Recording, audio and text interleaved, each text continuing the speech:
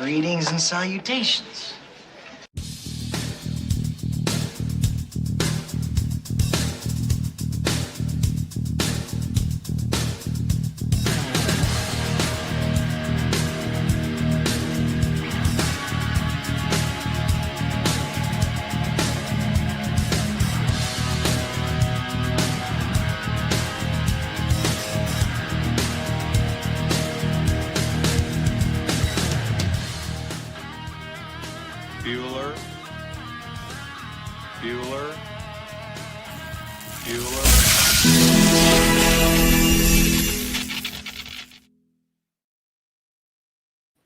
Hey everybody, welcome to the Morning Mayhem Show. I am Sam. Yes, that's me.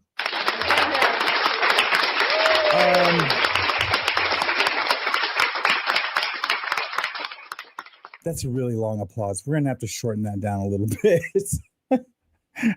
I like the one I use in my pre-records a lot better. Anyways, good to see everybody today. I don't know, man. Today's been kind of a weird day already. My daughter woke up like at 3 this morning, and she's been up ever since. Well, she's at school now. And she was just up ever since, but she fell asleep around 4 o'clock yesterday in the afternoon. She just looked exhausted, and then woke up around 9. And I don't know. It's just been a weird day sleep schedule, but I feel great. Hopefully you guys feel great. Also, today what we're going to talk about is we're just going to continue the Candace Owens coverage a little bit, talk a little bit about what happened yesterday on Candace's show, and what the response has been from TPUSA yesterday before her show. And I'm sure a lot of you, if not most of you, have seen most of this already, but we're going to break it down for the Samsters and the Mayhem crew, and we will I have that, and I don't know what else I got. And then just, of course, our conversation at the end. We'll hang out for a little bit. Doesn't seem like it's going to be too long of a show today. Maybe an hour at the very least, and then maybe an hour and a half. But anyways, regardless, I don't even know what I'm babbling about. I will see you guys back here in 2 seconds. I'll start to respond.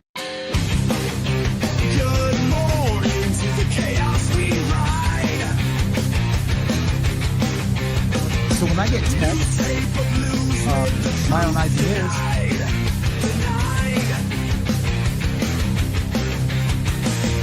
wake up, Sam, he's reborn again. One step forward from where he's been. Turn up the noise, flip the script today.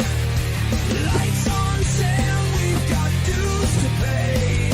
A world on fire, but the wind still blow. This is Morning Mayhem. Welcome to the show.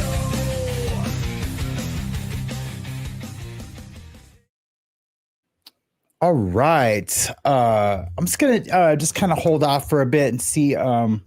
Wait for some more people to come sliding through.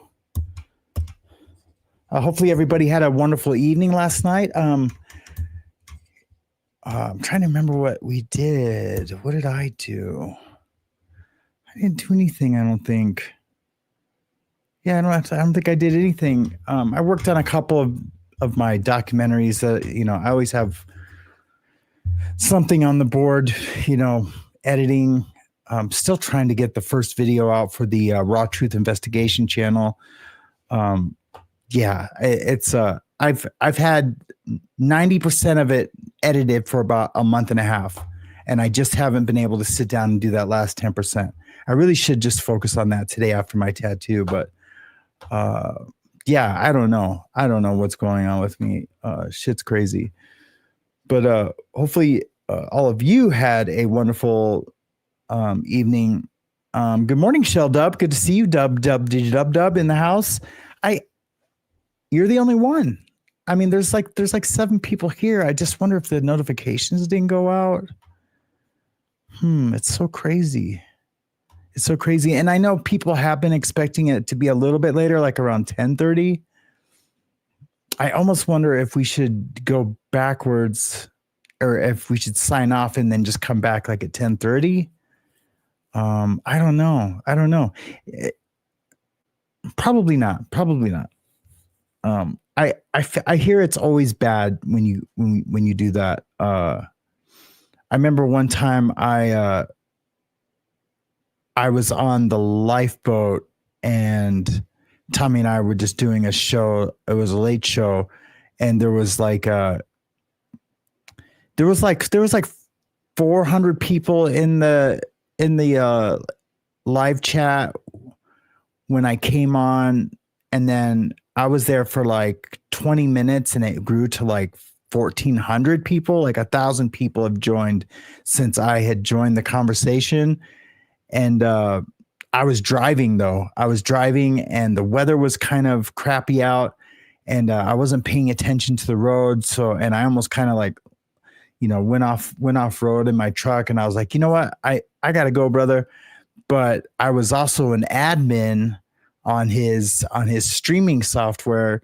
So when I exited, I shut the stream down. And yeah, Tommy didn't talk to me for like almost 2 weeks. Actually, that was, yeah. And he was like, I'm not mad, but then you won't talk to me about, because I was producing his show. But yeah, you won't talk to me about anything to do with your show. Anyways, and then everything came out about the other. And then anyways, it was nuts. That's when the long con happened.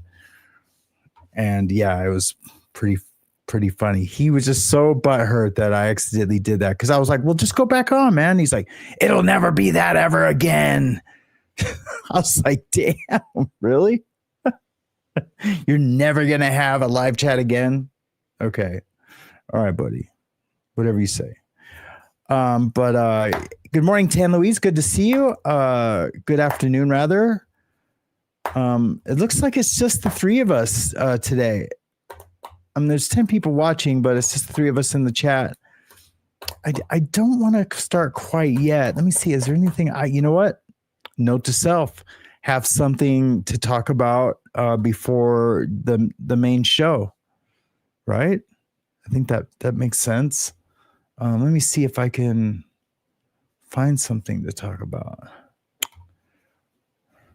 Let's do an X.com roulette until we get more people here. Not that you guys are important enough to do the show.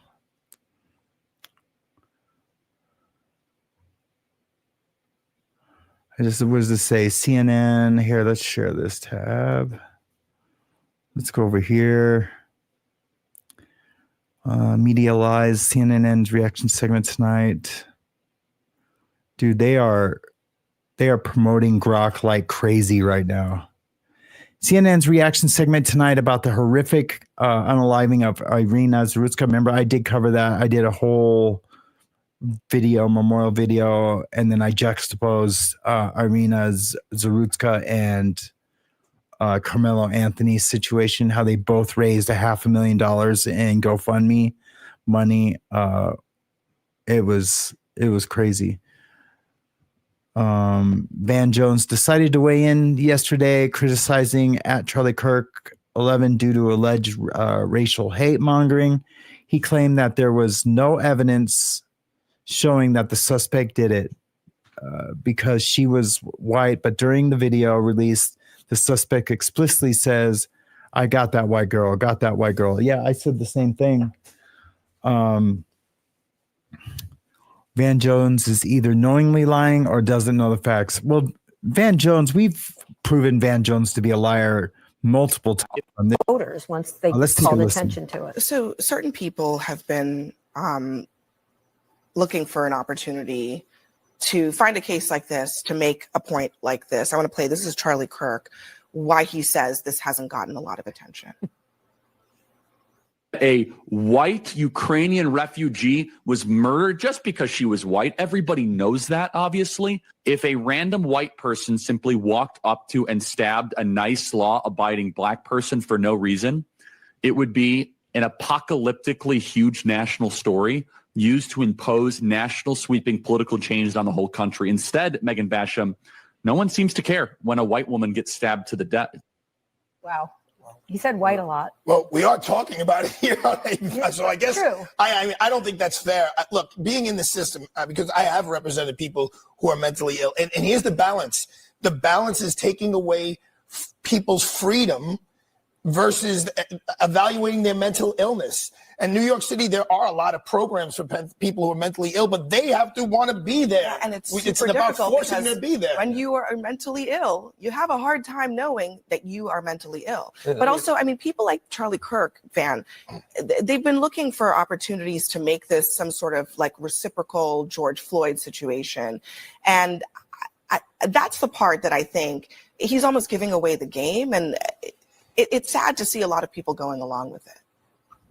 You know, let me just say a couple of things. One is, I mean, what happened to that young woman was horrible. And it's everybody's nightmare. If you're in any public space, a subway, whatever, that something bad is going to happen to you or somebody you care about. So it does strike a chord. We don't know why that man did what he did. And for Charlie Kirk to say, we know he did it because she's white, when there's no evidence of that, it's just pure race mongering, hate mongering. It's wrong. Then he says that if something like that had happened the other way, there would be sweeping changes imposed on society.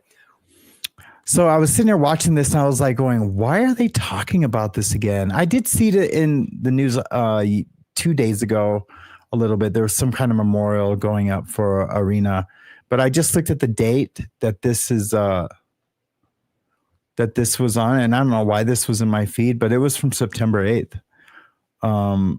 So yeah, we already did a huge show on this topic, on this exact video. And yeah, I'll leave a link in the description if anyone's interested, go and checking that out. I talked about mandatory mental health incarceration. It's wasn't not incarceration, but having a place for the mentally ill, homeless people, population, even if they haven't committed a crime, until they can get stable. You know, I mean, there's things in place, 5150s, 5250s, 5150s, a 3-day hold, 5250s, a 14-day hold.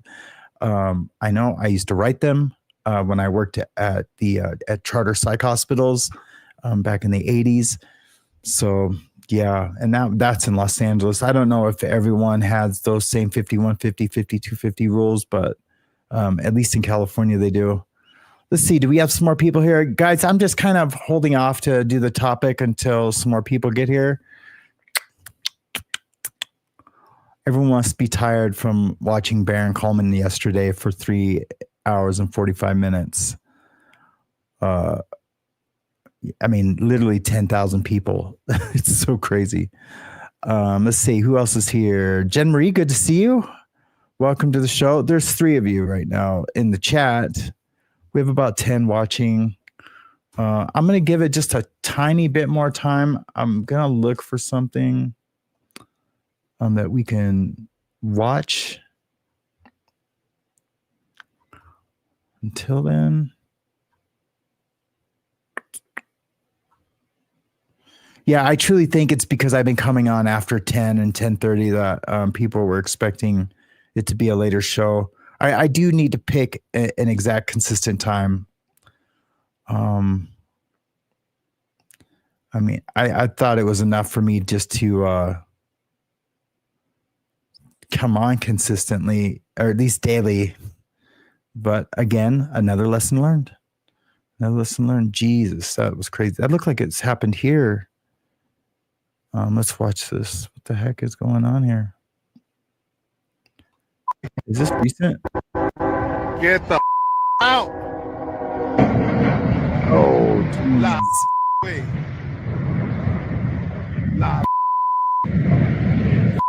Man, that hit that so hard that the tractor trailer didn't even hold. The whole train derailed.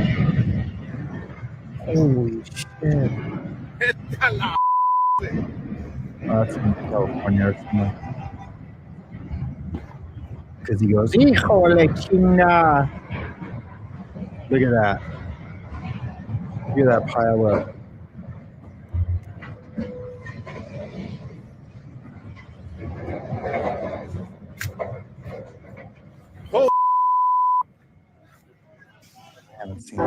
Get the out. It has your what in it? Oh, I haven't seen that. I know what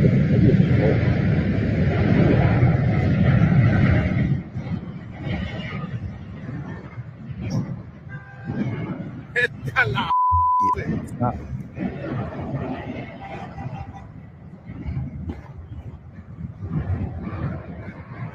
Yeah, that's crazy.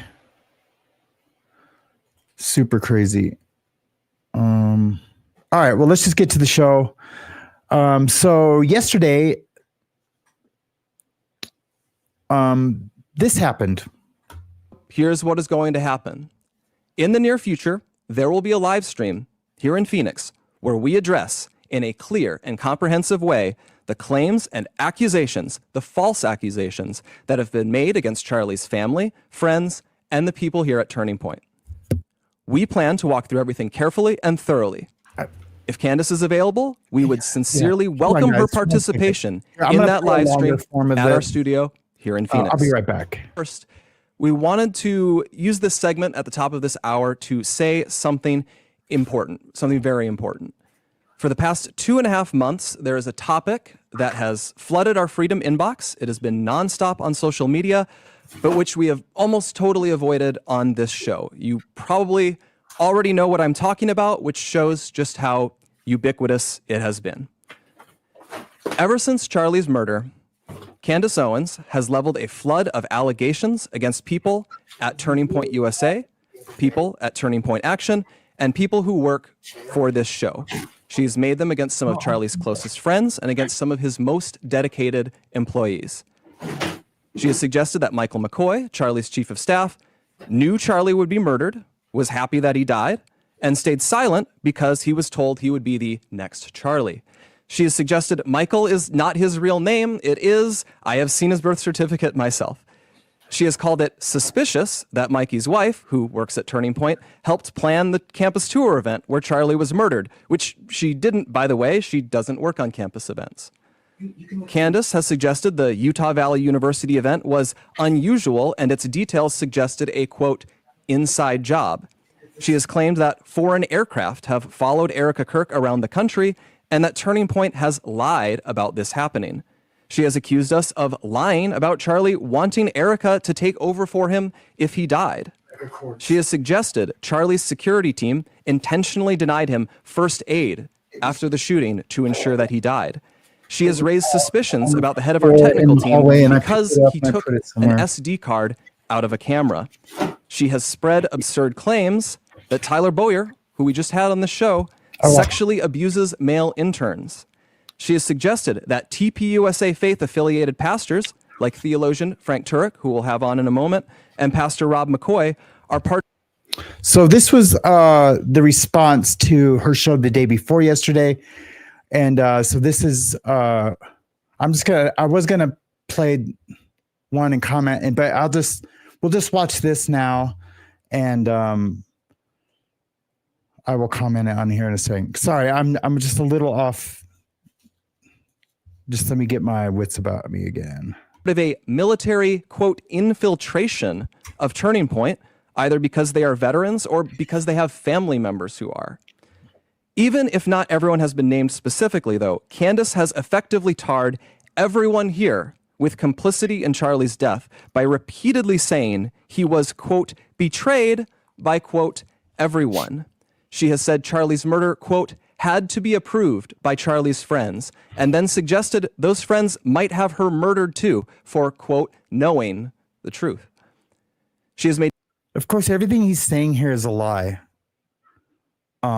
These are all just talking points. They probably had a lawyer look at this a billion times before he read it. And so they're just doing these talking points that... like it's the worst case scenario if that was her intent, that could be inferred from what she was saying. But Candace does bring this on herself a little bit because she does it to get a reaction, because she has plausible deniability of that this is what they mean. That I mean, they're really walking into a debate trap with her, because she does have receipts and she's holding those close to her chest. And the debate is going to be epic. It'll probably be the most watched podcast of the last 5 years.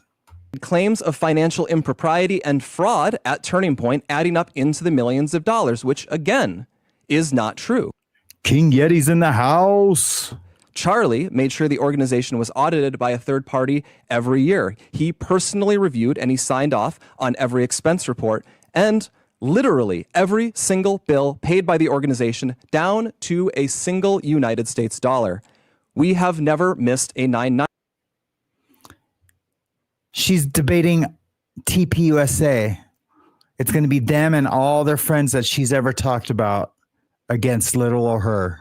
She was trying to do it today. She said, why wait? But yeah, I'll get to the whole thing here in a minute. Binding deadline. Candace has made other stranger allegations involving French paratroopers in maroon shirts, Egyptian Air Force planes flying out of Provo, Utah, and potential underground assassins traveling through unseen tunnels. At one point in early November, she never once said that. She never once said that. But I'm going to let her respond, and we'll watch that here in a minute. She started wildly throwing suspicion on members of Utah Valley's soccer team for wearing hoodies. I could go on. There is always something new coming up, and none of it ever pans out, because from the start, there has been nothing there. The attacks and allegations from Candace are either lies or they are innuendos thrown around with a total reckless disregard for the truth, so that Candace can manipulate and string along an audience of people who don't realize they are being played. Instead of being able to grieve properly after one of the most heinous murders in American history, a murder many of us had to witness, my friends have had to endure harassment from people who have gotten whipped up by what Candace is saying. In fact, I would say we have suffered more harassment from these people than we have from Antifa supporters who overtly celebrate Charlie's murder. And just like a lot of those Antifa members, many of these people take this delight in how gross and unpleasant they can be. What our friends have had to endure is not funny, and it's not insignificant. It is evil. I have seen it. For months, we have received hundreds, thousands, I suspect, emails and calls asking us to respond. People have wanted us to invite. Here, just so that there's better clarity in the chat, he is responding to the last 3 months of Candace Owens' investigation. They're taking, because she's basically has called out, like, why doesn't anyone care? Why is she the only one researching the assassination? Because most people I know aren't buying the lone shooter theory. When there's all these anomalies that happen during the event, of course, there's the military airplanes that have been following her, the Kirks, around for the last 2 years. And then when certain events happen, things pick up. There's just a lot of things that she's uncovered in their investigation. Well, these guys are butthurt because they feel like she's saying that they had something to do with it. Now, I don't think Blake Neff had anything to do with it. I don't think Andrew Colvett had anything to do with it, or even the amazing Mikey McCoy. But the reaction that has happened, the reactions that have occurred because of her investigation from, like, Pastor Rob McCoy, other pastors, all the pastors that I covered yesterday, or that at least I mentioned yesterday, have been a little odd and a little strange. She has caught TPUSA in multiple lies, and we can go over those if you want. And so this is their response finally, because day before yesterday, she had found out some things, some answers to some money being moved around TPUSA that is very, very fraudulent. And Charlie Kirk just before he was assassinated. And I truly, in my heart of hearts, don't believe that's why he was assassinated. But he called for a Doge, the Department of Government Efficiency type style audit of his own company because something was amiss. And now all these accountants and auditors are doing these, at least the ones that have shows on YouTube are doing these. They're posting and doing shows about what their findings have been. And it's completely not illegal, but very, very fishy. Like $1.5 million going to a company that has no employees. And the funds have been marked for payroll, things like that. And I might be misspeaking a little bit. I'm just saying that's the general idea. And so finally, after 3 months, these guys are coming out and making a statement and a challenge. And we're getting to that challenge. Candace on the show. But for a long time, our approach was to say nothing. We did that for several reasons. First, we thought that her prevarications were so absurd that nobody would believe them. We shouldn't have to answer questions about secret tunnels or Egyptian Air Force planes. That sort of thing is it's beneath contempt to respond to. The second reason we've said so little, though, is because there's a good rule of thumb, which Charlie followed. Do not feed the trolls. Focus on the mission. Reviving America, uplifting young people, making heaven crowded. Don't give air to people who want to tear you down and sow discord. Lastly, we didn't respond because Charlie always viewed Candace as a friend, and we were holding out hope that she would return that friendship and stop what she was doing. But a week... Did you see that little pause there? When I first watched this, I thought to myself, clever pause. And Baron Coleman, we all think that in his little script there, it probably even said pause. Just the way it was very intentional for effect. And Darcy, I'm taking care of the ads right now.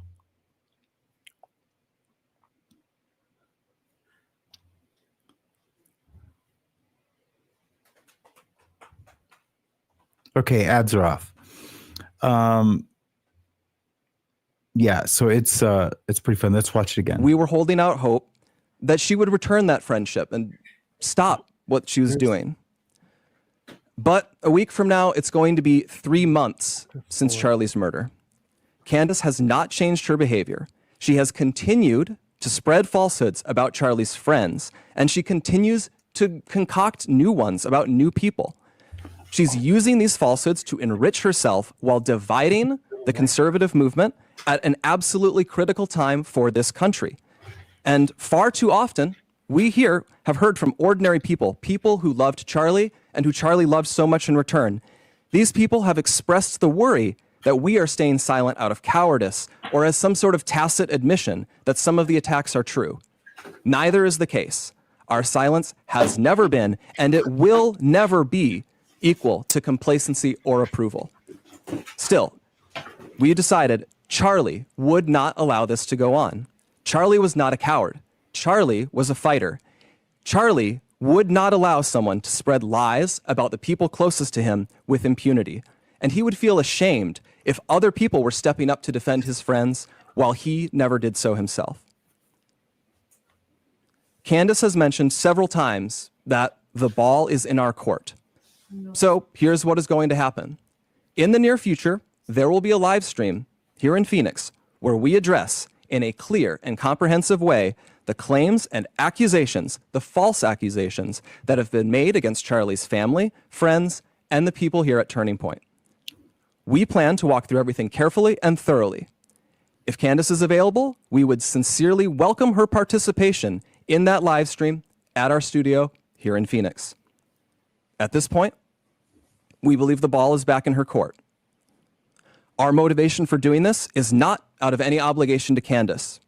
It is about honoring Charlie. We feel a deep responsibility to protect his legacy, his work, and the truth. I feel that.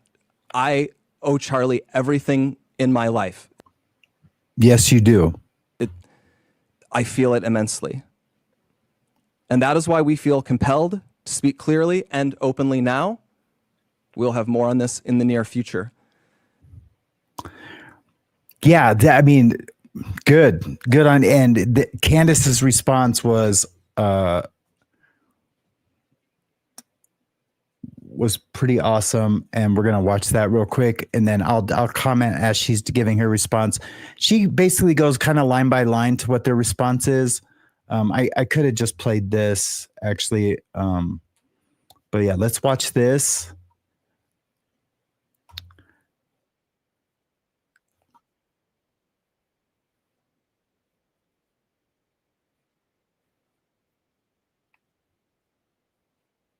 In the entire world has had enough. Here. All right, you guys, it's happening. It's happening. Everybody stay calm.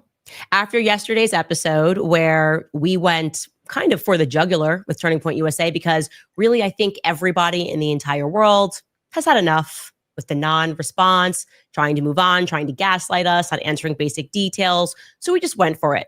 And guess what? Turning Point has moved to formally respond to all the things that we have said. And after a very long diatribe in which they wildly misrepresent the public and global investigation of Charlie Kirk's assassination, they at long last issued a public invitation or a challenge. I'm not sure what it is, but I accept. Okay. Quite literally, all we have ever asked for were sensible answers to our basic questions about what transpired on September 10th. And it looks like we're going to get those things. So major win. I am excited. Also, later on in the show, what I have for you is The Game, whose rapper is releasing. So they have responded, and there is a date set. That date is December 15th. It's kind of bizarre the way it all went about last night after her show, how they came up with that date. But and I'm going to talk about that here in a minute. But I want to show a little bit more of her going over the response from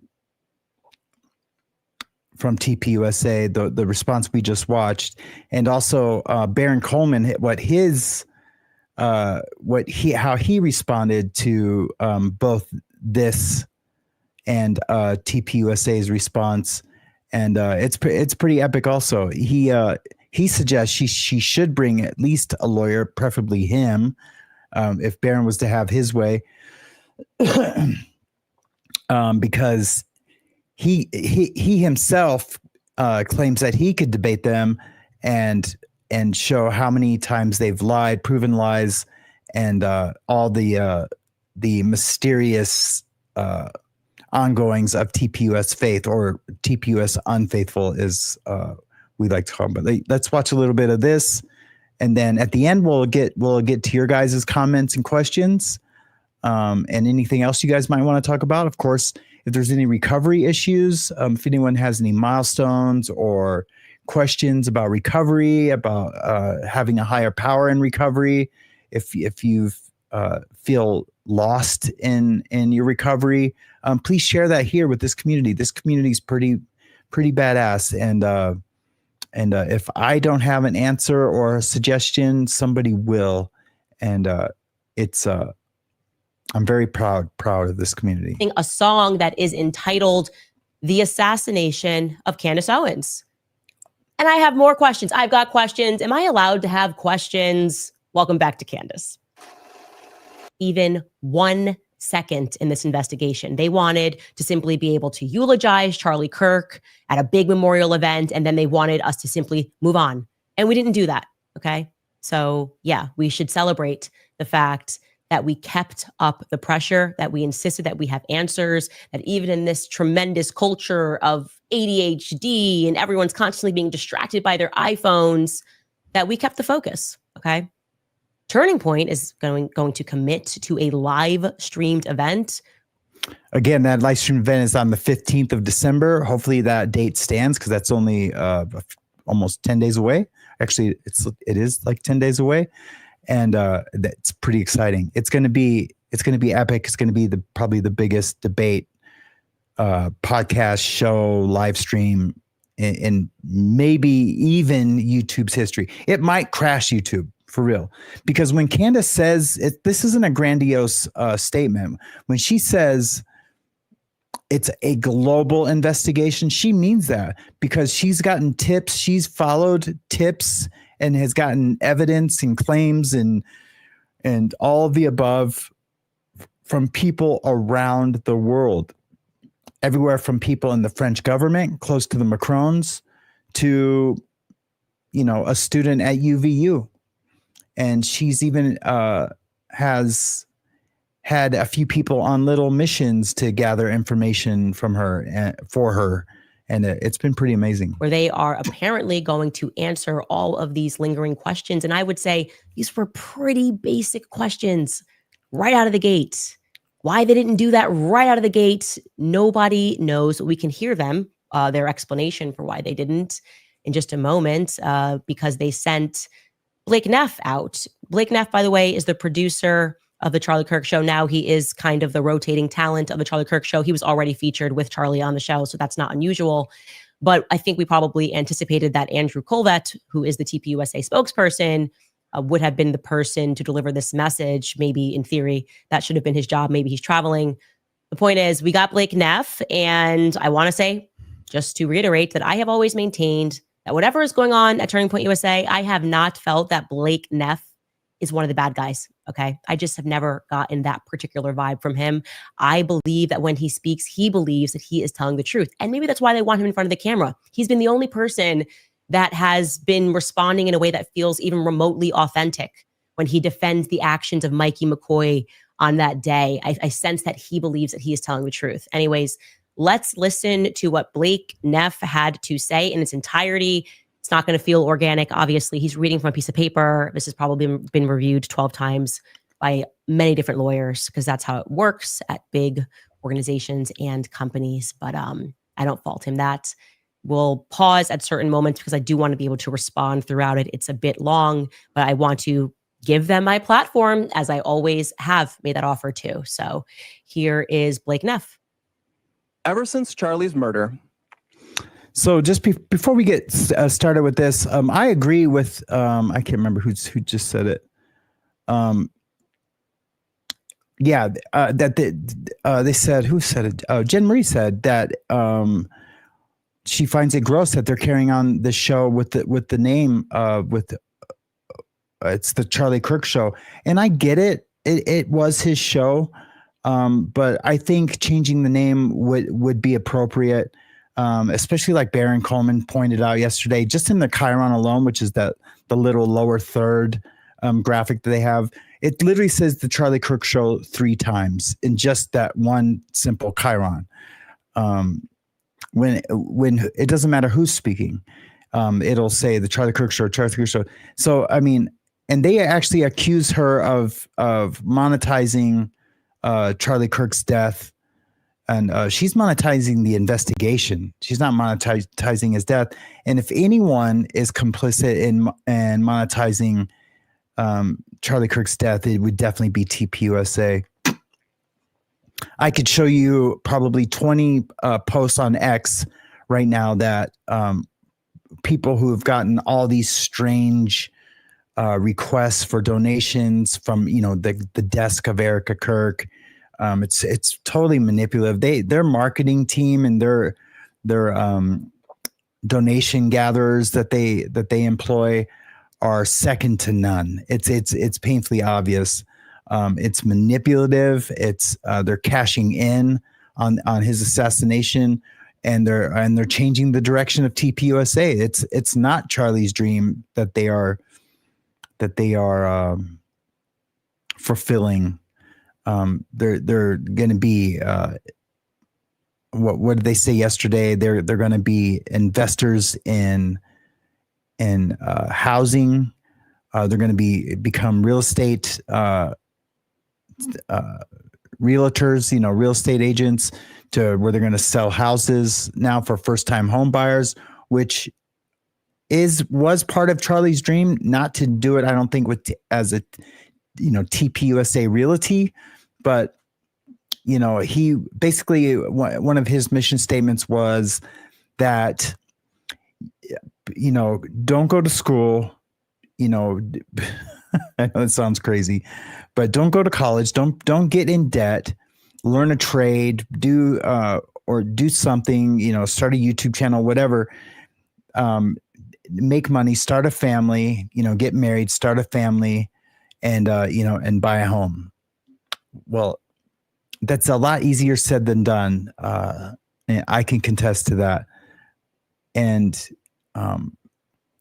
they might be able to justify, you know, changing the mission a little bit, but I think it's kind of short-sighted. Candace Owens has leveled a flood of allegations against people at Turning Point USA, people at Turning Point Action, and people who work for this show. She's made them against some of Charlie's closest friends and against some of his most dedicated employees. Yes. She has suggested that Michael McCoy, Charlie's chief of staff, knew Charlie would be murdered, was happy that he died, and stayed silent because he was told he would be the next Charlie. She has suggested Michael is not his real name. It is. I have seen his birth certificate myself. She has called it suspicious that Mikey's wife, who works at Turning Point, helped plan the campus tour event where Charlie was murdered, which she didn't, by the way. She doesn't work on campus events. Okay, so first and foremost, I actually never said that she helped plan the event. I said it was suspicious that Mikey McCoy's wife, that we never found out who did plan the event. That was one of the answers that we wanted to know. And I said that she works in events. Still was not clear on what happened regarding Mikey McCoy. I think the entire world believes that his actions are suspicious because we have eyes, and you don't get to wiggle out of that by pretending that us playing the words of his own father, Rob McCoy, who I think is highly suspicious in all of this. He has a suspicious background. We played his own words as he tried to sanitize someone who spent time in prison for being a sexual deviant, right? For trying to take photos of young girls. I don't think he's a good guy, and you're not going to make us forget those things because you are trying to pretend that Mikey's actions were totally normal that day. They weren't. That's why I didn't make the public feel that way. Okay. I may have voiced how they felt, which everyone else is refusing to do, but I do believe that Mikey McCoy should have to answer for who he had on the phone right when the shot went off. So yeah, his father, his own father, is the one that spoke about Charlie's notebooks and spoke about how Mikey McCoy was talented. And it was Mikey McCoy who then jumped on Liberty University's stage for an event that was scheduled for Charlie Kirk. So there you go. That's right. our And perspective. they And I'm going to stand by it. Let's keep it rolling. Candace has suggested the Utah Valley University event was unusual, and its details suggested a, quote, inside job. It was unusual. That's a fact. And you can quote me on that because They can't say, I'm sorry, I was looking up something and then also listening. They can't say that they didn't try to implement Mikey McCoy. They had him as like a key speaker at the memorial. He went to an event in Charlie's place. They changed his name from Michael to Mikey. No one ever called him Mikey before that. Because, you know, no one would want to be called Mike, but because Mikey and Charlie, they sound endearing, you know, and also, you know, similar. They were going to try to pass him off. You know, and that would be easy for them to deny. No, we're not, or else he'd be, you know, doing more or doing this or doing that. They did, but they realized that Mikey doesn't have, and I'm not saying this to be condemning of Mikey McCoy, but he doesn't have one iota, not even in his pinky, the talent that Charlie Kirk had in debate and with his faith. And well, I can't say his faith, but what we have seen of his talent is just basically it's a non-starter. There's nothing there. I worked for Turning Point USA, and I went on every tour since 2019. And typically those events are decided at least the semester before. This came together very quickly. It is unusual. And I don't know why you think that you are going to be able to disprove that notion when I have the emails to support that claim. Let's keep it rolling. She has claimed that foreign aircraft have followed Erica Kirk around the country and that Turning Point has lied about this happening. definitely never said Turning Point lied because you never responded. So that doesn't actually make any sense. And this is why it's not good to have lawyers write things out, because sometimes they're not so detail oriented. What we did was we showed at first that when I plotted these strange Egyptian jets, that they were following Charlie. And that was a concern because I wondered if they were tracking Charlie. We then obviously realized that they were tracking TPUSA faith events, and that many more times they were following and perhaps tracking Erica. You should be concerned about that. We find it odd that rather than being concerned or trying to get answers to why a foreign military jet would be on the ground during a time when Charlie Kirk was assassinated, you're upset with us for asking questions about these jets. Let's keep rolling.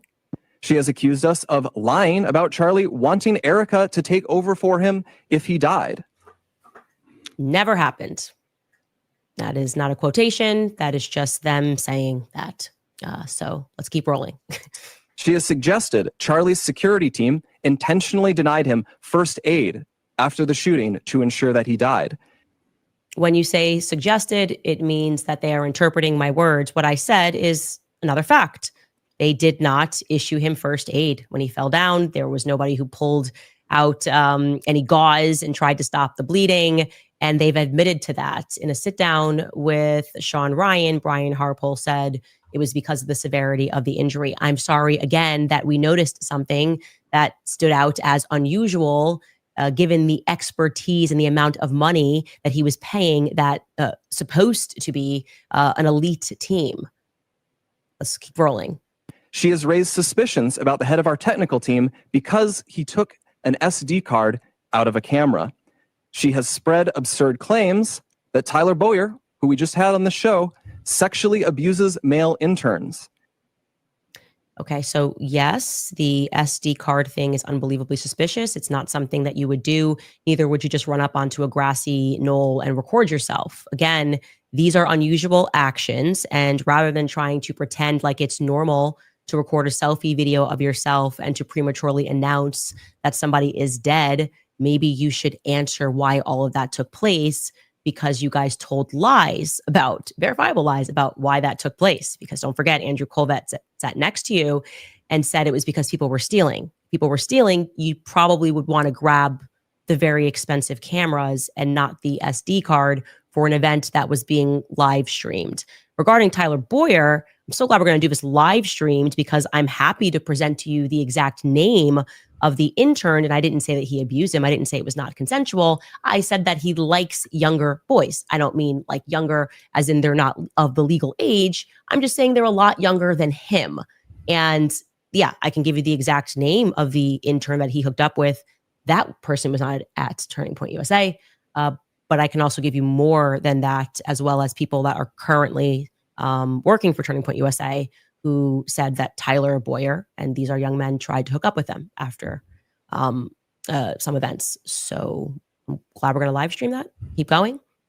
She has suggested that TPUSA faith-affiliated pastors, like theologian Frank Turek, who we'll have on in a moment, and Pastor Rob McCoy, are part of a military, quote, infiltration of Turning Point, either because they are veterans or because they have family members who are. Yeah, so I do believe the Calvary Chapel, their history with Chuck Smith, the evidence that it was a militant CIA effort to infiltrate the Christian faith and to tie the Christian faith to the political ideology of Zionism. I think there's a lot of evidence for that, and I'm happy to discuss that in a broader debate. I do think that things at Turning Point USA became a bit problematic when you started to, I would say, almost hijack genuine Christian faith and sort of roll it into this idea that you must support Israel in order to be a Christian. That's kind of floating into more opinion, but I think well backed by the facts of the founding of the Calvary Chapel Church during the decade of the 60s, where the CIA was really just spiking the ball on Christians in general. Let's keep going. Even if not everyone has been named specifically, though, Candace has effectively tarred everyone here with complicity in Charlie's death by repeatedly saying he was, quote, betrayed by, quote, everyone. sorry, that was a dream that I had. And it is also a realization that it has been months. People at Turning Point USA are in possession of text messages. And the day before Charlie died, in which he wrote out to you, and not just to people that work at Turning Point USA, but also security guards, that he thought that they were going to kill him tomorrow, explicitly. I find it highly unusual that you wouldn't share that information at all, or that you would sit by and be quiet, or at some points attack people that are trying to explore who they is, because I don't think anybody believes that Charlie thought that a trans furry kid who had never been on UVU's campus was going to kill him tomorrow. And you're so I think this is it's strange to say the least, man. What she's talking about is that she has inside information that she was texting Andrew Colvett and texting Blake Neff the day before that he thought he was going to get assassinated the next day. Not just like, I think they're going to kill me, or they're not going to let this stand, and they meaning we don't know who they is, maybe Philadelphia, maybe the Macrons, but and we don't know what Charlie meant when he said it to them, and hopefully they explain what they thought he meant when they told him the day before he was assassinated that he thought he was going to get assassinated the next day. That is crazy. You're silent during moments when people are lying, like Josh Hammer, when he said, hey, this never happened, Charlie never blinked on Israel, makes you all look very, very suspicious. Lies are only necessary, okay, when you are covering something. And if you are covering the truth, you are betraying Charlie. So I stand by that. Let's keep going. She has said Charlie's murder, quote, had to be approved by Charlie's friends, and then suggested those friends might have her murdered too for, quote, knowing the truth. So you notice that's like a Snopes tactic. When he says the quote, it's actually not a full quotation. I never said that. Obviously, in the context that he put it in, that Charlie's friends, quote, had to know he was going to be murdered. That did I say the sentence, had to know he was going to be murdered? Perhaps, but we're going to need to hear the full sentence, because you're trying to context it in a way that is just untrue. And I don't think it's necessary. If you're willing to have a conversation that you need to lie about anything that I've said, people have watched the show. They know exactly what I've said. And I tend to stand by what I've said. And I do stand by everything that I've said. Keep going. She has made claims of financial impropriety and fraud at Turning Point, adding up into the millions of dollars, which again is not true.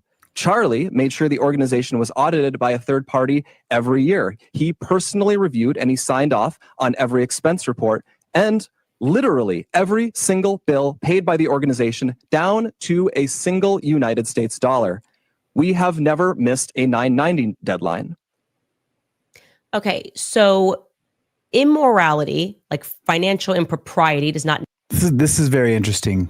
necessarily mean that you committed true financial fraud. There's definitely financial impropriety at the company. I would say that if you are representing yourself as a charity and what you're actually doing is evaporating millions of dollars into various LLCs that have your name on it, that would be financial impropriety, right? Like you could say, I'm a contractor, I'm this LLC, I'm that LLC. I'm not doing anything illegal, but it's inappropriate, it's improper. Most people are not able to read those forms and won't understand what's happening to the $80 million. And I think that those questions are, of course, valid, and that you guys should have no issues answering them. And there's people that have worked in the office of TPUSA that have come out, at least on X. It's hard to verify, but a few people have looked up their LinkedIns, and their LinkedIns did say that they were TPUS employees, that they have not only have most of them have quit because of the shady, practices of acquiring more donations, but that some of them have wanted to get a hold of donors and say, like, look, your money's probably better spent elsewhere. from what you truly mean for it to be spent on. And that is crazy. I am struck by the fact that you're still trying to conflate. And maybe, I'm sorry to keep interrupting, and possibly even Charlie knew this, and that would be unfortunate. I don't think that Charlie should be protected because he was assassinated if that was happening. But these employees didn't have any problems when Charlie was alive. So something has definitely changed. An annual audit with Charlie's explicit request to put together a Doge department 7 days before he died. These are not the same. You know they're not the same. I know they're not the same. Okay, everyone knows that Doge is not the same as the audits that are required for 501c3s, conducting an internal audit. And having you still misrepresent that makes us uncomfortable. Address the Doge. That's got nothing to do with anything other than Charlie, right? Charlie felt that this needed to happen, and inside sources at your own company say it was because he didn't know where the money was coming from or how quickly and where exactly the money was being evaporated to. That passes the vibe check in terms of what Doge is about, because, of course, Charlie could not have been establishing Doge for the last 5 years, because that's a very new concept as of 2025, something that Trump put into place with Elon Musk and Vivek Ramaswamy, right? So, You know what I want yeah, to talk to you you're about? Hey guys, it's Sam. Sorry to interrupt the show, but hey, can you hit that like button down below? It's absolutely free, and it really, really helps the algorithm. But it's their verdict. They Welcome to the After the Bars podcast. still being dishonest, but carry on. Candace has made other stranger allegations involving French paratroopers in maroon shirts, Egyptian Air Force planes flying out of Provo, Utah, and potential underground assassins traveling through unseen tunnels. At one point in early November, she started wildly throwing suspicion on members of Utah Valley's soccer team for wearing hoodies.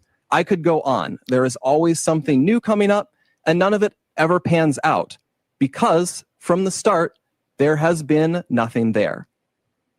Okay, so no matter how many times you keep pretending there's nothing there at the Egyptian plains, the whole internet understands that there's something there at the Egyptian plains, especially because you keep pretending like it's not weird.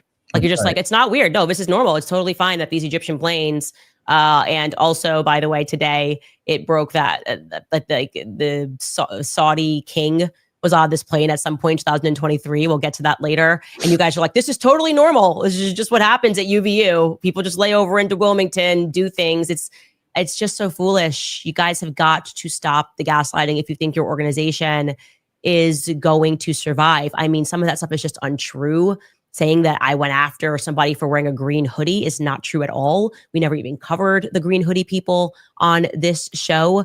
I shared a picture when somebody asked for a picture because they were trying to investigate and identify everyone who was there, which is valid. And the person wearing the green hoodie was not even upset about it. He responded. So that has nothing to do with me whatsoever. And by the way, it would probably feel better to the public if you guys were the ones that were asking questions about who was there on that day. I completely stand by what I said about the people that are wearing maroon shirts. They are going to, I will guarantee you, represent a military unit somewhere. I'm very close to figuring out exactly which military unit that was. Again, trying to gaslight us and pretend we're conspiracy theorists or like that's stupid. Not a good long-term strategy for Turning Point USA. Carry on. Yeah, it's very interesting. And Tan Louisa, LLC is called, it's a limited liability company, a corporation, rather. And it's just a protection that small business owners or, startups can have against, being sued so that their personal, assets can't be attached to anything like that their company would be sued for. Without it, you're liable for, you're a person because, a lot of people start small businesses just under their name and under their personal social security. I've done it. I still do it. And if I was to get sued, which, it'd be hard to be sued as a YouTuber unless I gave, bad legal advice or something on one of my legal channels, then, possibly, I could be sued for, whatever's in my checking or savings account. But with an LLC, that stuff is protected. I'm guessing I got that right. The attacks and allegations from Candace are either lies or they are innuendos thrown around with a total reckless disregard for the truth, so that Candace can manipulate and string along an audience of people who don't realize they are being played. Instead of being able to grieve properly after one of the most heinous murders in American history, a murder many of us had to witness, my friends have had to endure harassment from people who have gotten whipped up by what Candace is saying. In fact, I would say we have suffered more harassment from these people than we have from Antifa supporters who overtly celebrate Charlie's murder. And just like a lot of those Antifa members, many of these people take this delight in how gross and unpleasant they can be. See how they're trying to like lump her in with like she doesn't care, just like Antifa putting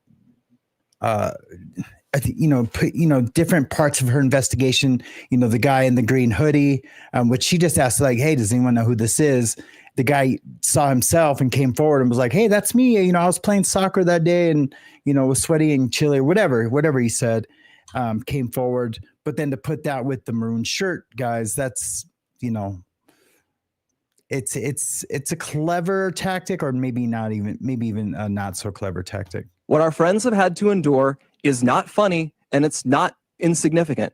It is evil. I have seen it. Okay, conflating people that are trying to figure out who murdered Charlie Kirk with like Antifa is actually objectively funny. That's an unforced error. They should not have included that in the statement. Somebody in that room was like, should we say that? Should we not? And somebody said, no, we shouldn't say that. And then somebody else in the room said, no, we should, let's keep it in. That second person was wrong. That should have been struck from the statement. It's very silly, okay? It's very silly to attack your own audiences who are concerned and your own donors who are concerned and say, you're Antifa if you don't accept this absurd Fed slop. If you're not going to drink the Fed slop, then you are Antifa. Just not a good idea whatsoever, okay? That is not what's happening here. You are not the victim. Charlie is, actually. He's dead. And to pretend like you are too aggrieved to be able to answer the questions makes entirely no sense. Obviously, if you were actually under a real amount of stress, if you actually were deeply upset that people had you on a list of suspects or thought that you were suspicious, you would just clarify things instantly, immediately. It's so easy. It's free. If someone said, Candace, what were you doing when Charlie Kirk was shot? I'd be like, I was sitting down at my table prepping my show. Like, the question doesn't offend me because I had nothing to do with Charlie dying, okay? This is a psychological technique that is failing. It is failing for you. And you're upset because you thought that with time, with the passage of time, people would let the story go, and they didn't. And these reasons that he's about to list for why they didn't respond and answer any questions are beyond ridiculous. Let's take a listen. For months, we have received hundreds, thousands, I suspect, emails and calls asking us to respond. Yeah. People have wanted us to invite Candace on the show. But for a long time, our approach was to say nothing. We did that for several reasons. First, we thought that her prevarications were so absurd that nobody would believe them. We shouldn't have to answer questions about secret tunnels or Egyptian Air Force planes. That sort of thing is just, it's beneath contempt. It's disingenuous. No one's asked them to answer questions about secret tunnels. She's never claimed that there was a secret tunnel. It was just bizarre that they were over a hatch door, and with the security team being weird when they were doing whatever they were doing for those 15 seconds. One guy looked like he was smiling, but I'll give him the benefit of the doubt that it was just the angle of the camera, or that he was in the camera shot. That the stuff was fishy, and you know what? And Charlie died on their watch, and they turned away a paramedic, and then that paramedic even tried to give the bag when they took off in the SUV, and they turned him away and turned him down. Didn't even let him see Charlie Kirk in the state he was in. And this was a very, very well-trained paramedic who was donating his time. But I digress. To respond to. The second reason we've said so little, though, is because there's a good rule of thumb, which Charlie followed. Do not feed the trolls. Focus on the mission, reviving America, uplifting young people, making heaven crowded. Don't give air to people who want to tear you down and sow discord. Lastly, we didn't respond because Charlie always viewed Candace as a friend, and we were holding out hope that she would return that friendship and stop what she was doing. Okay, so the first thing he says there is, we didn't respond because it's beneath us. Like, that's just not the right attitude. I mean, that is an elitist attitude. It is beneath us to respond to the very people who showed up in scores because they were so moved by Charlie's assassination that they all poured into the Staples Center, right? And poured their tears out and made videos and donated. It is beneath us to not to then respond to questions that you have that are meaningful, because we just think it's so stupid that you would suggest that the feds are involved in an assassination. That's never happened in American history. What? So that's a ridiculous thing. The second thing he says there is, Charlie always said, don't feed the trolls. Well, that flies into the face of what he says thereafter, where he says Candace and Charlie were friends. So I'm not a troll, okay? I'm not a troll. I'm not trolling. I'm not someone who's hated Turning Point and wanted Turning Point to fail. I'm actually the exact opposite of that. And that's why the people believe in me and they trust me, because they feel that I'm the only one that's acting right in the situation. Who wouldn't want to have every stone unturned if they cared about somebody? Who wouldn't want to have every question answered? Who wouldn't be immediately suspicious to see Egyptian military jets? Who wouldn't go, why the hell were these jets around Turning Point way before, years before Charlie's assassination? Who is on these jets? Instead, you're mentioning the Egyptian planes for the fourth time. So I would like to recommit everybody that is watching this to figuring out what the hell is going on with these Egyptian planes, because they're nervous about them, okay? They're mentioned so many times. They're just trying to give the vibe that this is so crazy. No, they are fearful. The Egyptian planes hold the key, and that is obvious even in Blake Neff's statement. But yeah, I am not a troll, okay? And people followed what felt to them as authenticity, and it was not you. They were not getting that from Charlie's closest friends. Why is that? They weren't getting that from Charlie's most loved pastors. Why is that? Don't blame me for the bad energy that you exuded, okay? Don't blame me for the fact that you didn't pass the gut check with the public. That's why you're doing this, okay? That was perfect. That was perfect. Yeah, don't fault her, because remember I talked about yesterday, man. I wish I had friends or I could even be that friend that would go to the ends of the earth to find out, why or what something happened to them. Just like when my friend, took her own life, and like I wanted answers. I was just with her the day before, writing an email to her PO, and there was just so much. There were so many questions I had, and yeah, you pray you have loyal friends like that. That is why you are doing this, because your strategy failed. In fact, this is your old school Turning Point before they put on the faith pants. This is your old school Turning Point lesson in what the free markets are. The free market saw what you were offering. That's right. Right. And they saw what I was offering. You were offering, we should accept this and move on. And I was saying, we need to investigate this. And the free markets said no to Turning Point USA.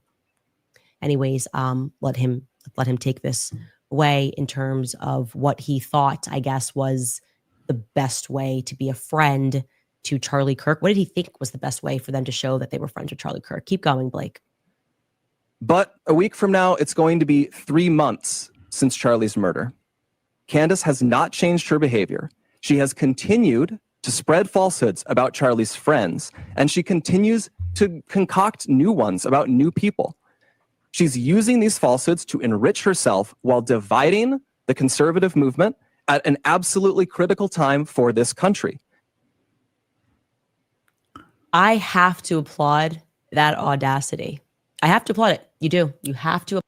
Listen to this. This is unbelievable.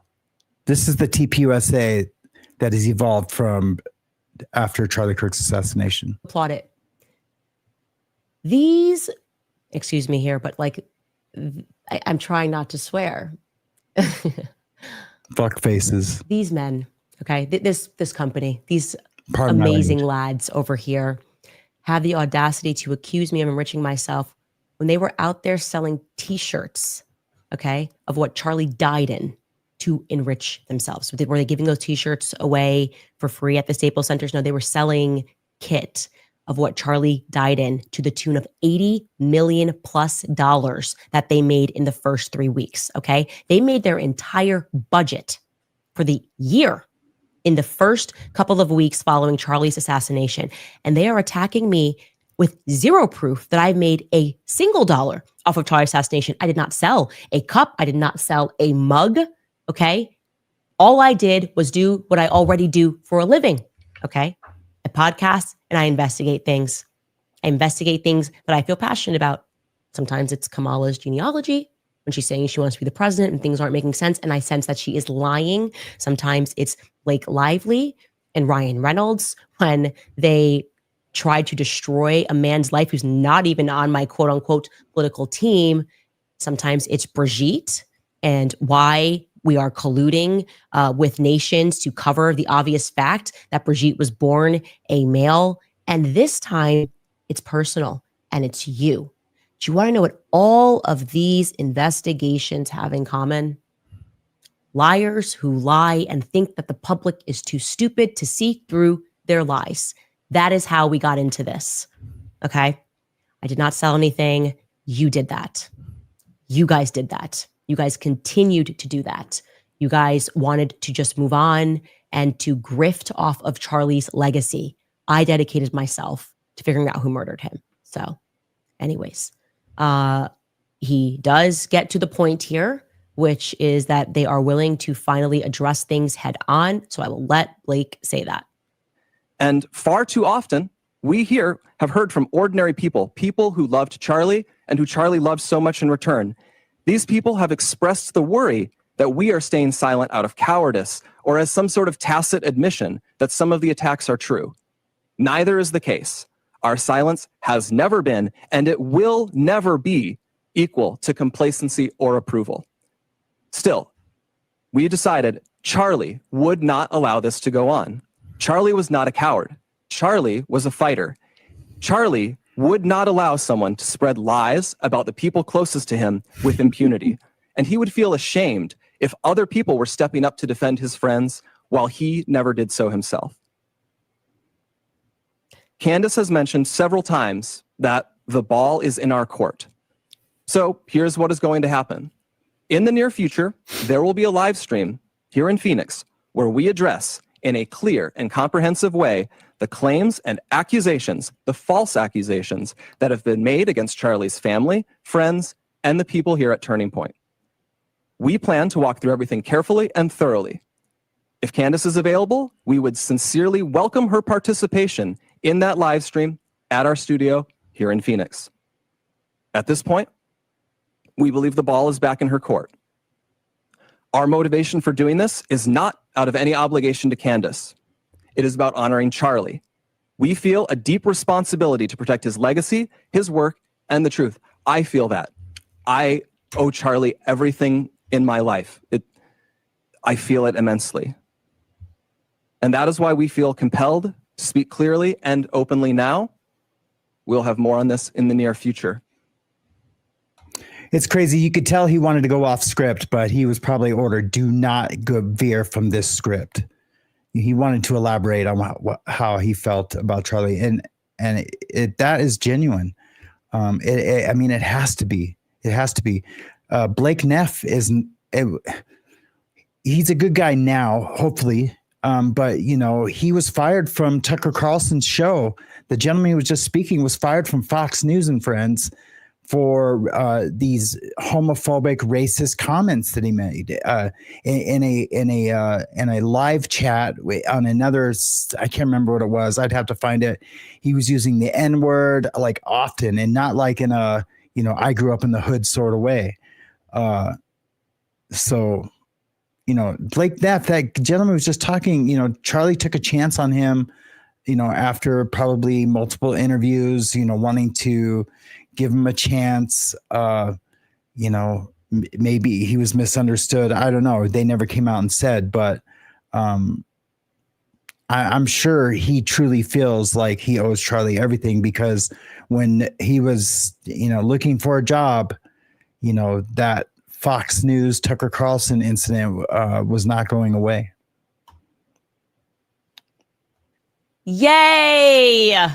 Finally, you didn't have to get through all that shade that you were throwing me to Lots get to of the shade. point that you were willing to answer questions, okay? Because that's what Charlie did for a living. How could you guys think that you were just going to continue on and pretend like people asking meaningful questions was somehow an attack? That's what he did for a living. He stood up on college campuses and he debated people. And he sat there principally and debated people because he felt that he had the moral high ground, okay? And that if those people disagreed with him, he could bring them over to his side. You guys have been actually acting and embodying the opposite of Charlie Kirk's spirit.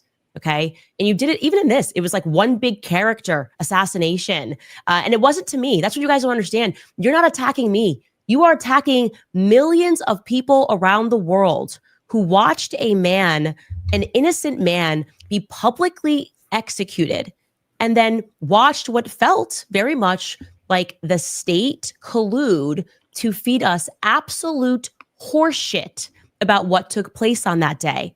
Okay. 30-06 bullets do not get stopped by human necks because they eat healthy. They don't.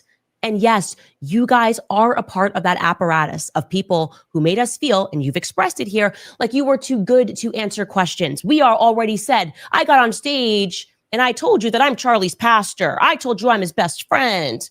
I told you. You guys have even allowed people to inject themselves into his legacy that Charlie didn't even like. Yeah, that's and been we're the supposed worst. to believe you're doing this because you're his friend, because you're committed to truth. You sat there and allowed the very people who pressured Charlie towards the end of his life to try to claim his whole legacy, and you're pretending we are the ones that are immoral. You're upset because you got caught lying. You're upset because you got caught with your pants down, but you cannot blame me for that, okay?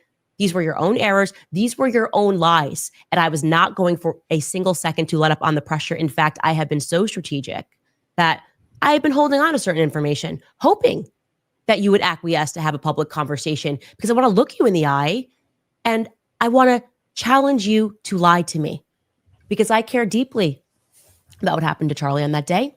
I don't think we're getting the truth. And I do believe that because you are not forthcoming about the information that you have, about Charlie texting you guys and saying that he thought he was going to be assassinated that very next day.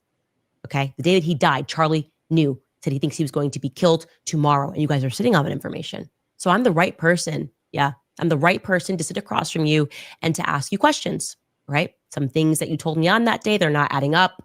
I think the entire world would like to see this discussion. I think you can do it in Charlie's honor. I'll sit there. You pick a place and time. We could have done this today, by the way. You didn't have to read all that. Okay. We all have tech. We could have done a live stream. We could schedule a live stream. We can raise money for Turning Point USA if you promise to answer every question that I have. Okay. And it's not hard. It's not difficult if you are telling the truth to answer questions. When you are emoting so much and you're upset at the inquiry and you're playing this game like you're David Hogg and I survived Parkland, so how dare you question my authority on anything? Not a good long-term strategy. It's not going to be effective long-term. And I think you're learning that lesson because 3 months on with the entire mainstream media on your side and attacking me, which you guys didn't even stand up for me when you knew they were lying about me. That's you right. stayed mum. That in and of itself, you should be ashamed of.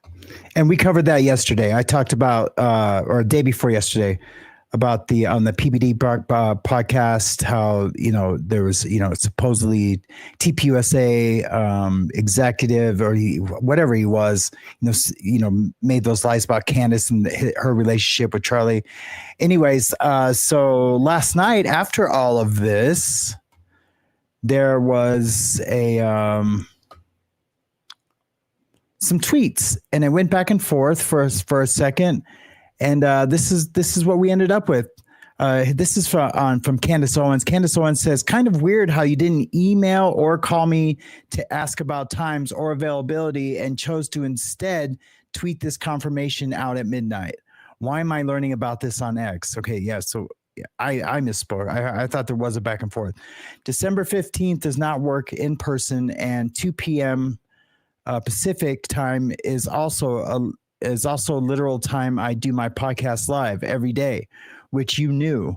But we will happily cancel the daily podcast and we'll join you guys virtually instead of in the live stream on the 15th, if that works on your end, because they announced that it's happening on the 15th.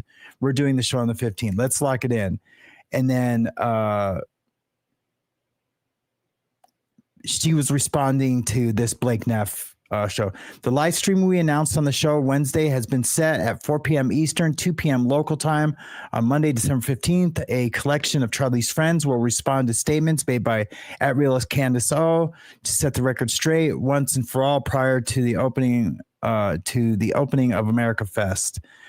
We will be live streaming from Charlie's Phoenix studio. Our offer from yesterday holds. If Candace wishes to join us in person in Phoenix, she is welcome to do so. She can let us know by the end of today. Like, making all these demands. Like, remember, I thought the ball was in her court, but I guess the ball wasn't in her court. So they just decided to set the date. But you know what? She acquiesced. She said that she would cancel her show. She's going to have to, if she was to make it there live, she would have to find someone to substitute for homeschooling her kids, etc. And, but you know, they were trying to make it as hard as possible for her to even be there.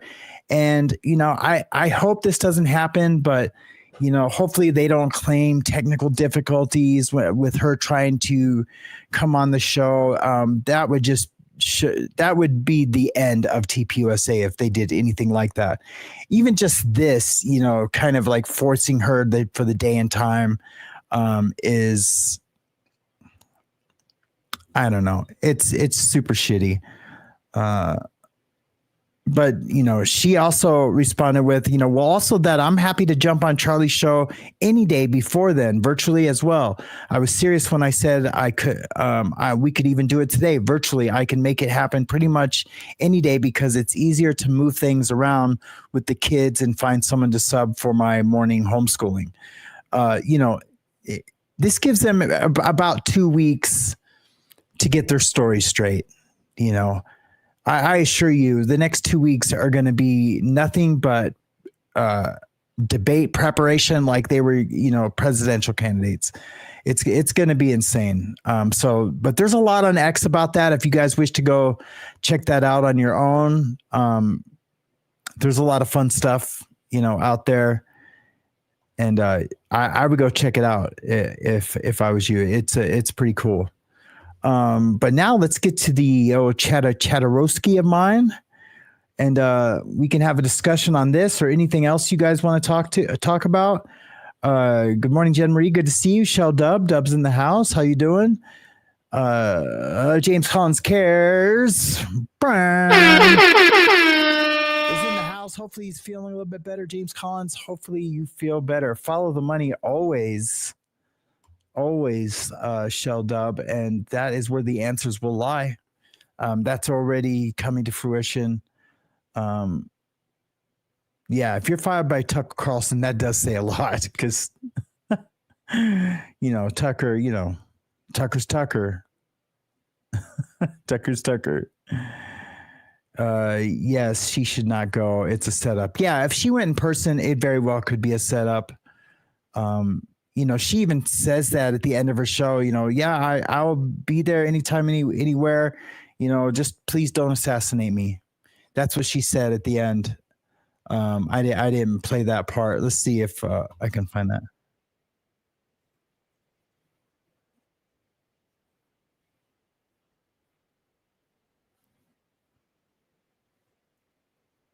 What I cared about Charlie. Have you no shame? We're going to find out. You can pick the place. You can pick the time. I say we do it tomorrow. We don't need to plan for this. We don't need lawyers in between us, lawyer statements. It's not how I roll. Okay. I don't care about any of that. I want it to be authentic. Like I said, you can take the money. We can raise money live for this conversation. That is how badly the world is demanding it. So I accept it with whistles and bells, everything.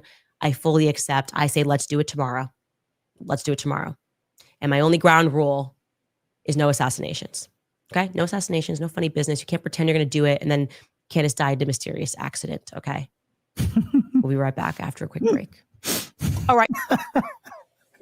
That was an epic ending. I ain't gonna lie, man. She killed that. So anyways, let's get back to it. Tan Louise, welcome to the show. So glad you're here. Hopefully your questions were answered. Because I would hate to be watching something and just be like, what the hell's going on? I see what else is Charlie's questioning. Yep, no one else was questioning anything. Everyone's accepting the narrative that was a lone shooter. I don't think anymore. Since hey, Rosanna Dana, good to see you. And I think I've said hi to all 5 people. Jen Marie asks question: how much has TPUSA made since Charlie was assassinated? Well, you heard there, just on merch alone, close to $80 million. Because they decided to sell the exact shirt that Charlie was unalived in. Those were new shirts just for the tour, the whatever tour, I can't remember what it's called, the America First Tour, America Fest Tour, something like that. And those shirts, I want one. I would love to have one of those shirts for press, for whatever. I was going to say the wrong word, but yeah, that's those are pretty cool shirts too. Short and to the point. James Concier's comment: Sam, did you watch the vid I sent? I have not watched it yet. We can watch it right now though if you want, brother.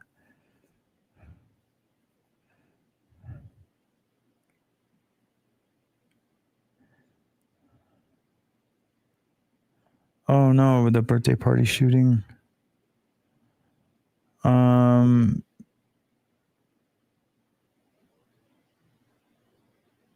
Oh, the checkmate video. What is the meaning of the painting called Checkmate? I don't know, but let's watch it. Here, we'll all watch it together. Yeah, this looks interesting. Let's watch it. Let me just get back over to here. Have to go to my history.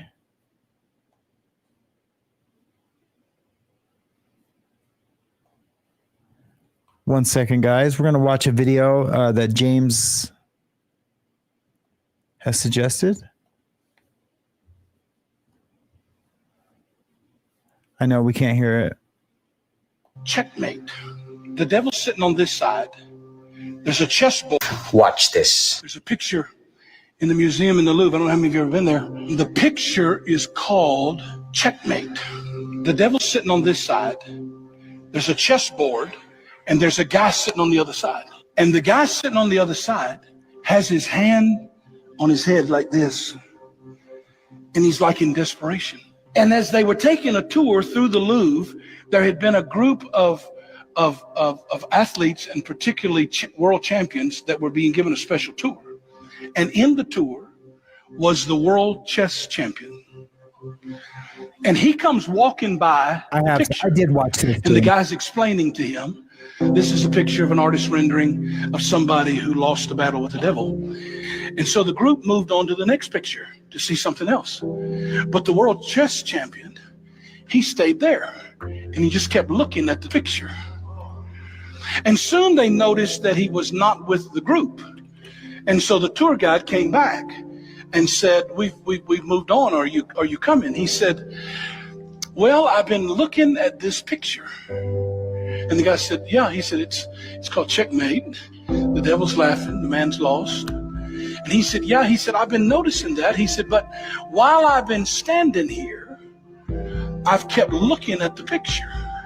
I got a problem. And he said, well, what do you mean? He said, well, I'm a world champion chess player, and I spend my life playing chess. And normal people don't always see what a world champion chess player sees. He says, but when y'all walked off, I looked at the devil laughing, and I looked at the man in desperation. But he said, I noticed something on the chessboard. He said, either they're going to have to change the painting or they're going to have to change the name. And the guy said, well, why are they going to have to do that? He said, well, you know, I'm a world champion chess player. And he said, when I observed the board, I found out the king still has one more move. I come to tell somebody today, you believe you've been cornered. You believe everything is gone and nothing has got any hope. But the king still has one more move.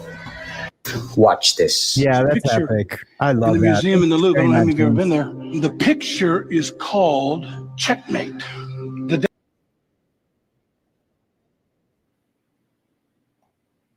I haven't seen this yet. This is a little unplanned. I don't see too many comments or questions in the chat about anything we talked about or watched.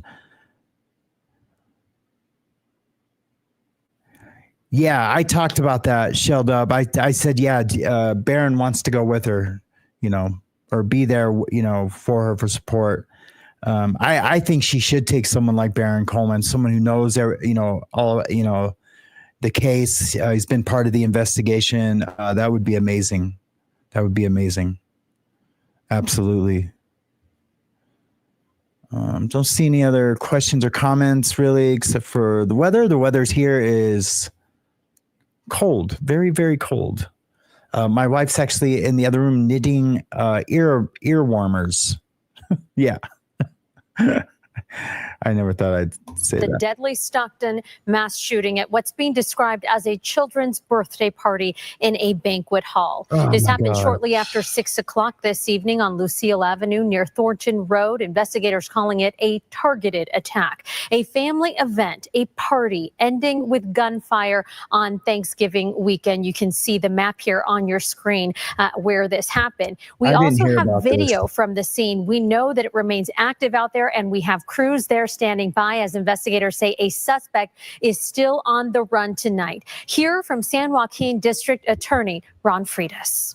It's our understanding at this time that the individual responsible is still outstanding. If you have any information as to this individual, reach out immediately. And if you are this individual, turn your... Sorry, guys. King Yeti says, Sam, you have to, and King Yeti, please, I'll get these quicker if you put a C for CCC for a comment. Because that's when I scan the chat. That's what I look for. But I caught it, brother.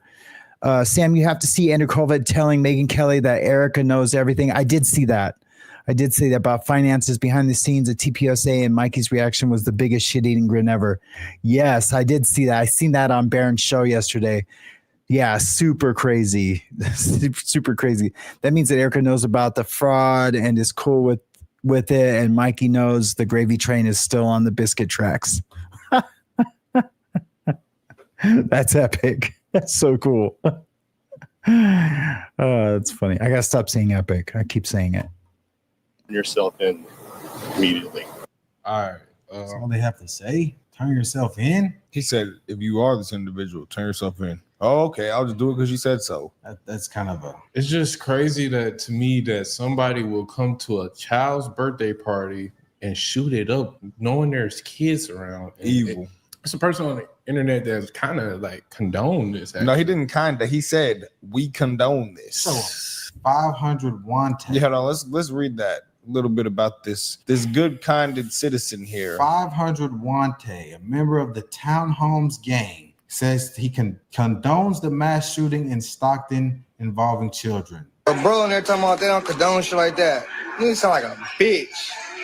We condone all that shit. We condone it, but we didn't do it. So, nigga, oh God, don't put that on us. Bro, we condone this shit though, cause niggas be shooting that niggas with their kids and shit. I'm done giving all you niggas passes. That's the old me.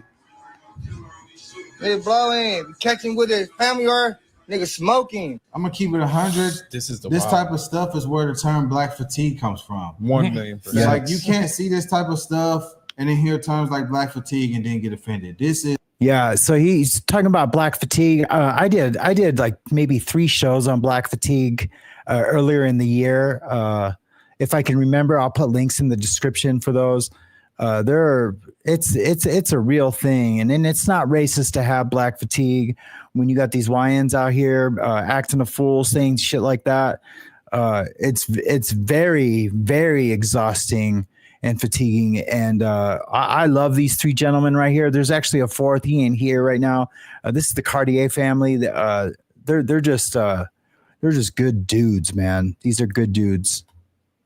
Is abhorrent. This is terrible. Right. Dudes on social media bragging about we condone this. They shoot at kids, so we shoot at kids, but we didn't do it. What? And they're quiet about this, and he is not a traitor to his race, even though he condones the murder of children in his race. But we are the problem because we call it out. No, Make that make sense. That is truly the craziest thing. You're a traitor to your race if you lean conservative or right or support Donald Trump, but you're not a traitor to your race for perpetuating killing of children in your community at a birthday party. My question is, where is Black Lives Matter? They don't care about this. Where is Black Lives They Matter? don't care about it. That was a great point. Where is Black Lives Matter? They don't care. Black Lives Matter does not care. They pretend to care, the virtue signal to get your money to go buy mansions and do whatever they want with it and make you feel bad if you don't do it. Look, this dude right here, guys, he would have been, if it wasn't for white supremacy, he would be a lawyer or a doctor. That's what they really believe. That's what they believe about this nigga. Some people do believe that. Well, he had no other option. If it wasn't racism, this man would be a great citizen. He would be a lawyer or a doctor. The other clips I'm finna show is the victims and the families that got impacted by this. I ain't gonna lie, y'all. To me, I almost teared up because I literally wish the person that get caught get capital punishment. To be honest with you, I wish they could do this because I know some family members would do this, but if somebody killed my family and we in the what is it called, death row in my state, I wish I could pull the button or inject somebody so they could pass away. We need to bring back like public floggings. Things. Yeah, that's a sad story, guys. I'm not going to cover too much of that. I'm just going to get to the chat and we can have a little discussion. I want to watch it first and see before I play the rest of it. It's sad, man. I had not heard about any of that, and that's crazy because I'm watching the news constantly. But yeah, that's super sad. If you guys notice in the chat, I put two links. I put these are tips and donation links. My channel and does run on tips and donations and AdSense. But the AdSense, I'm only getting probably $5 a show. But this is to bring these shows to you. It does cost me money just in subscriptions and things like that. So once every few days I will just kind of this call to the altar. Of course, no one is obligated to. Just you subscribing and liking the video is enough support if that's what you can afford to do. So yeah, absolutely.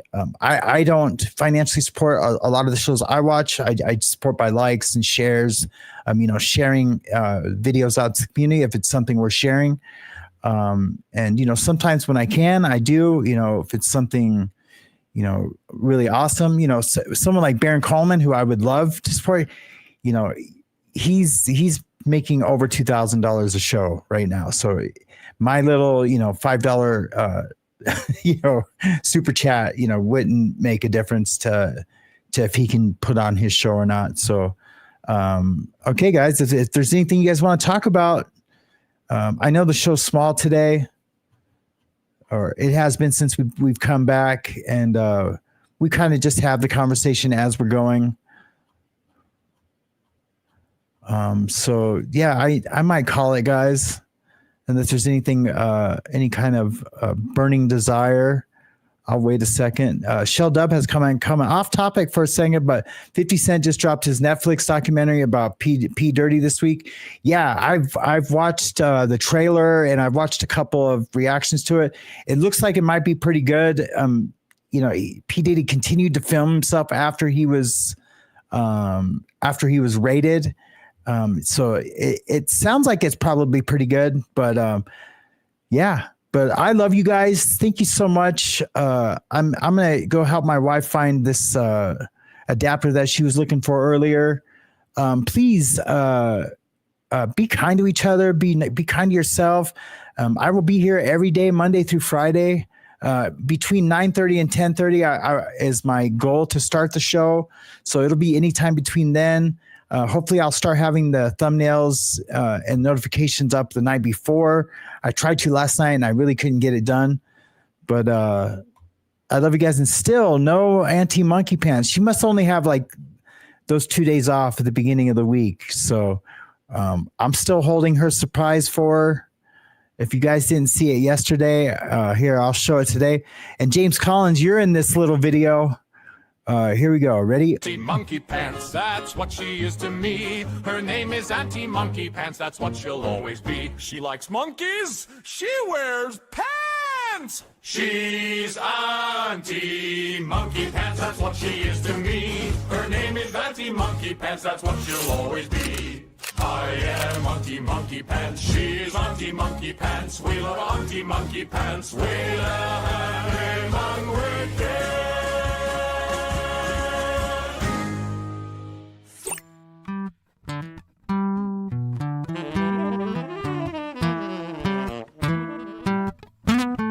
Okay. Wait, man. I just can't wait.